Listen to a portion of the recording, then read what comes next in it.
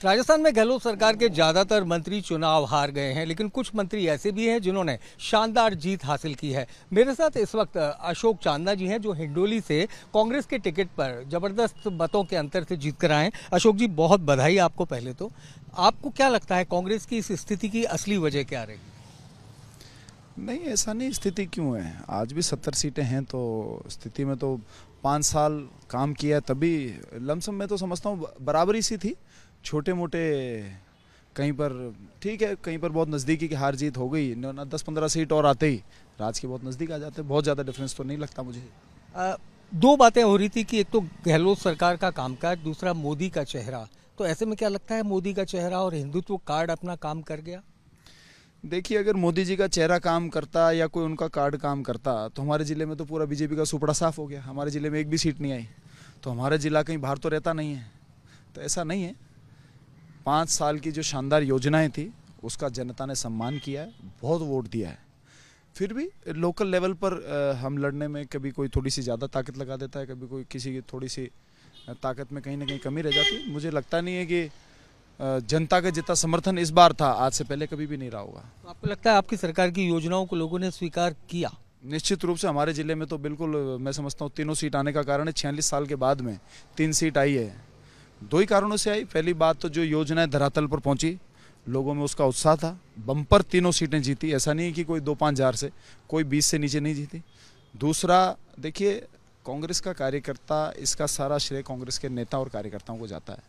जो गांव के अंदर, गांव में, छोटी ढाणी में, मजरों में बैठे हुए लोग, जो उस गांव के लोगों के काम के लिए अपनी मोटरसाइकिल का पेट्रोल जलाता है, थाने तहसीलों में लेके जाता है, पेंशन का काम कराता है, किसी की विधवा की पेंशन जुड़ाता है, उन लोगों को श्रेय जाता है। कोई भी सीट जीतती है तो मुझे लगता है कि उन लोगों को मैं श्रेय देता हूँ। अशोक जी, कुछ महीने पहले का वाकया मुझे याद है, आपने बहुत बड़ा सवाल उठाया था ब्यूरोक्रेसी को लेकर के कि मुख्यमंत्री के इर्द गिर्द जितने लोग हैं उन लोगों ने अपना एक शिकंजा बना रखा है। अब वही बात मुख्यमंत्री के ओएसडी लोकेश शर्मा ने खुलकर कही है कि कुछ महीने पहले उन्होंने कह दिया था कि राजस्थान में एंटी इनकम्बेंसी विधायकों के खिलाफ है।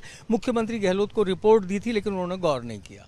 देखिए, आप मुझसे जो आपके शब्द मुझसे निकलवाना चाह रहे हैं वो मैं नहीं कहूँगा।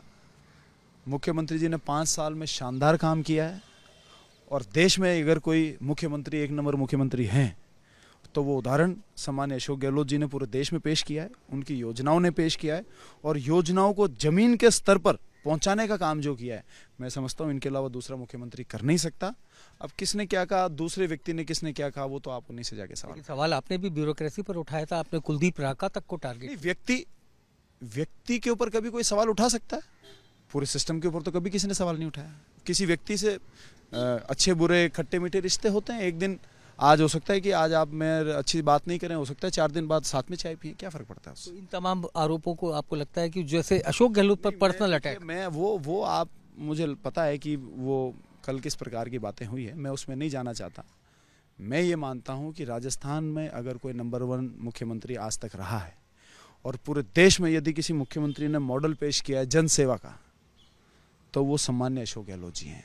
आप हार का जिम्मेदार किसे मानते हैं? नहीं, ऐसा कुछ नहीं। जब जीत में सारे जश्न साथ मनाते हैं तो हार की जिम्मेदारी भी हमको सबको साथ में लेनी चाहिए। ऐसा तो नहीं है कि किसी एक व्यक्ति को या किसी एक संस्था को या किसी एक सिस्टम को या किसी एक इलाके को, ये तो गलत बात होती है। हार की हम सब बराबर जिम्मेदारी लेते हैं, इसमें क्या हो गया? और हार भी नहीं कहेंगे, ठीक है, जनादेश है, वो स्वीकार है। राज में अच्छा काम किया, विपक्ष में भी अच्छा काम करेंगे। बहुत शुक्रिया अशोक जी हमसे बातचीत के लिए। तो अशोक चांदना, जिनका कहना है कि हार की जिम्मेदारी सामूहिक है, और राजस्थान के मुख्यमंत्री अशोक गहलोत की योजनाएं थी, उसी के दम पर कांग्रेस यहां तक पहुंच पाई। कैमरामैन गोविंद साहू के साथ मनीष शर्मा, एबीपी न्यूज, जयपुर।